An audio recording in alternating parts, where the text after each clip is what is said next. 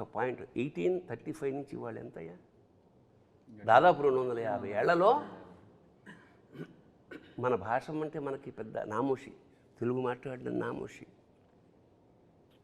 మన కల్చర్ అంటే మనకు నామోషి. మనం బొట్టు పెట్టుకోవాలంటే 32 సార్లు ఆలోచన ఏమన్నా అనుకుంటారేమో.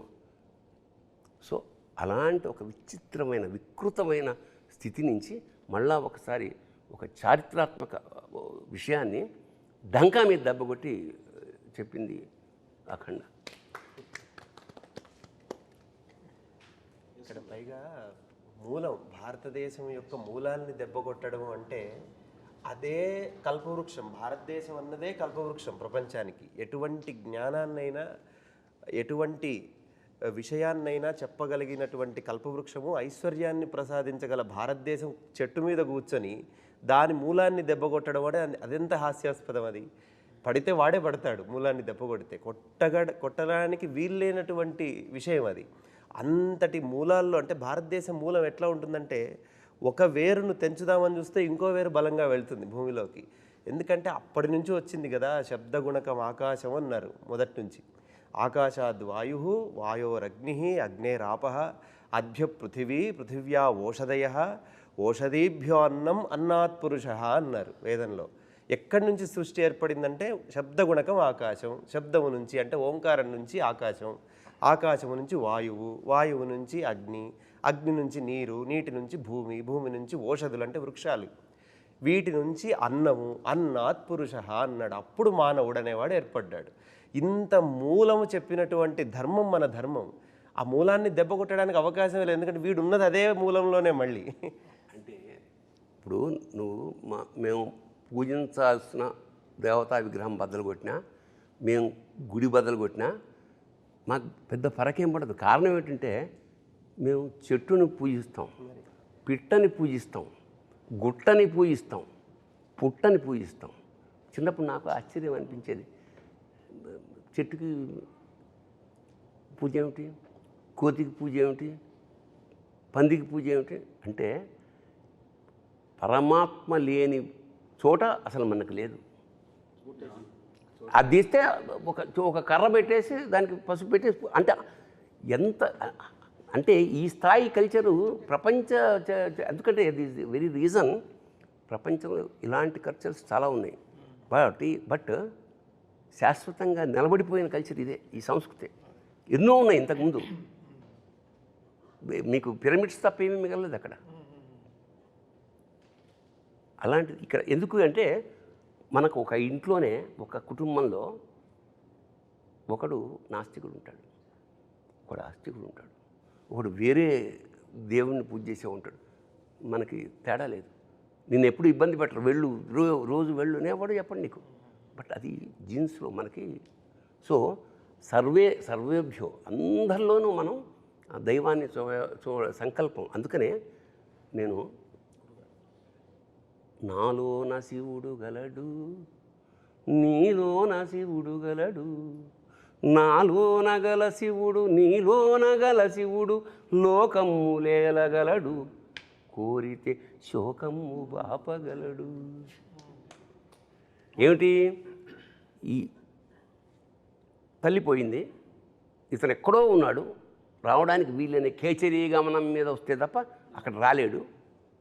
అలాంటప్పుడు అందరూ వెయిట్ చేస్తున్నారు. తల్లి చివరి కోరిక కొరివి పెట్టాలి. ఎన్నో ఏళ్ల నుంచి పుట్టినప్పటి నుంచి వెయిట్ చేస్తోంది, రాలేడు. రాడు అని పాత్రలు ప్రేక్షకులు నిర్ణయించినప్పుడు సాక్షాత్కారంలా వచ్చేసాడు. వచ్చి కొరివి పెట్టి అందరూ ఆశ్చర్యపోయారు. ఎవరు వచ్చారు? తర్వాత ఒక మెసేజ్ వెళ్తుంది, అమ్మాయి వచ్చి షాక్ అవుతుంది.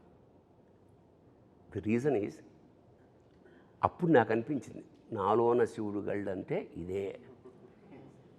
నాలోన గల శివుడు నీలోన గల శివుడు నాటకాలాడగలడు, తెరదించి మూట కట్టేయగలడు. That is the reason. So ఉద్దేశం కూడా గురుగారు, ప్రతి భక్తుడు తల్లి నా తల్లే, ప్రతి భక్తుడు ధర్మాన్ని కాపాడడానికి నిలబడి ప్రాణం కూడా పణంగా పెట్టి అవసరమైతే ధర్మం కోసం ఏదైనా చేసే ప్రతి భక్తుడు తల్లి నా తల్లే అని చెప్పేదే ఆ రోజు అక్కడ ఉన్న సదుద్దేశం గురుగారు. వండర్ఫుల్. ఎందుకంటే నువ్వు పూజిస్తున్నప్పుడు నువ్వు దాసుడివి, నిజానికి నువ్వు మమేకం అయిపోయినప్పుడు వాడు నీకు దాసుడు, శివుడు నీకు దేవుడు నీకు దాసుడు అయిపోతాడు. ఇప్పుడు మమైక ప్రాప్తి అంటారు శివుడు చెప్పేటప్పుడు. అసలు మనకి పూజా విధానం అంటే ఏమిటంటే ఎలిమెంటరీ స్కూల్, కొబ్బరికాయలు కొట్టామా, దండలు వేసామా, కిరీటాలు చేయించి ఎలిమెంటరీ స్కూల్. నెక్స్ట్ స్టేజ్ అక్కడ ఏమంటాడు, దేవుడు అనేవాడు నేను వేరు అని. Meditation next step.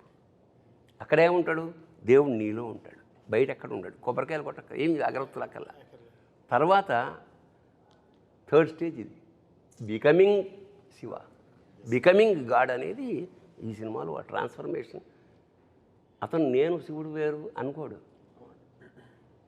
అందుకే శివుడు సాక్షాత్ శివుడిని కొరిబెడ్డానికి తీసుకురావడం అనేది ఒక విధంగా చాలా ధైర్యం. అది నేనే షాక్ సార్. ఎట్లా ఒప్పుకుంటారు? ఆ రీల్ మాత్రం పంపించలేదు నాకు లాస్ట్ మినిట్ వరకు. ఎట్లా ఒప్పుకుంటాడు? దేవుడు వచ్చి పెడతాడా అంటే, ఒరే పిచ్చివాడా పెడతాడు. ఆ స్థాయిలో కనుక నువ్వు దేవుడిని నమ్ముతే. అది 8వ రీల్ మాత్రం ఆపారు. 8వ రీల్ ఏంటి సార్ అంటే, సార్ సపరేట్గా మన ఇద్దరం కూర్చోవాలి మీకు చెప్తానని 9th రీల్ వచ్చేసింది. 8th రీల్ మాత్రం ఆపారు. బట్ చూసినప్పుడు అలా ఒక వేరే మూమెంట్.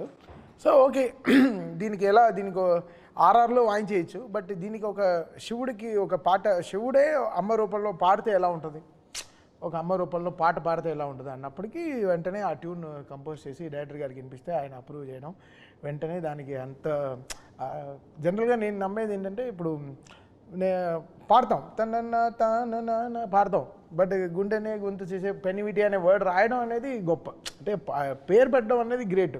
అలా ప్రాణం పోసిన శంకరుడా అనేది ఆయన రాసిన విధం ఆ పాటకి అలా తీసుకొచ్చి ఒక 100 కిలోలు బరువు పెట్టేసి వెళ్ళిపోయింది.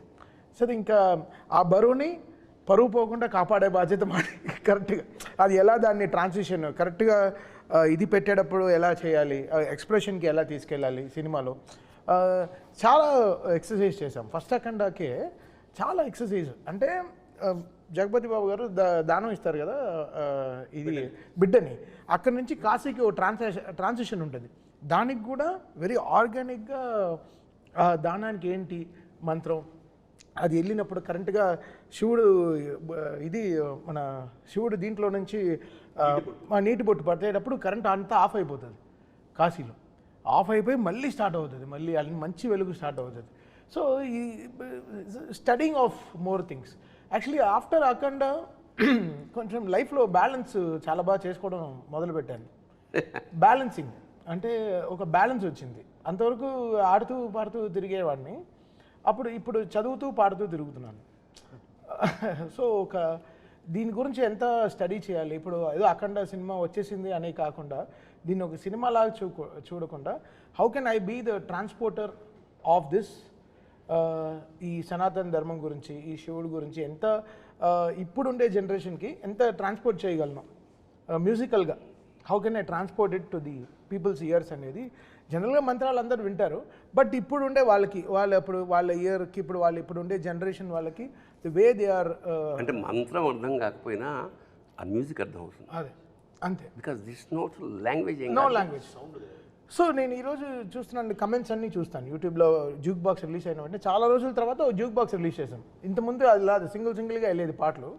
9 పాటలు ఒకేసారి రిలీజ్ అయిన తర్వాత వెంటనే కమెంట్స్ చూసాను. రాత్రి 12ంటికి లాంచ్ చేసాం ఇది జూక్ బాక్స్. అంటే ఎంతమంది మేల్కు నుండి దాంట్లో వెంటనే ఒక 1000 లక్షల్లో కమెంట్లు వచ్చేసి అసలు అక్కడ ధైర్యం వచ్చింది. అంటే అంతవరకు కారు జాగ్రత్త తోలుతున్నాం, అక్కడ సీట్ బెల్ట్ వేసింది కరెక్ట్గా, ఓకే ఇంత చేసాము ఆ పని అని.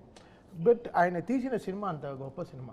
నేను అదే చెప్తాను, మీరు మనం మ్యూజిక్ కొట్టడం కాదు అక్కడ, బికాస్ నేను ఇండిపెండెంట్గా నేను ఆల్బమ్ రిలీజ్ చేయలేదుగా, ఒక సినిమాకి కదా పనిచేశాను, ఒక చిత్రానికి కదా పనిచేశాను. సో ఆ చిత్రంలో అంత బలం ఉంటేనే ఆ మ్యూజిక్ తీసుకుంటుంది. So the credit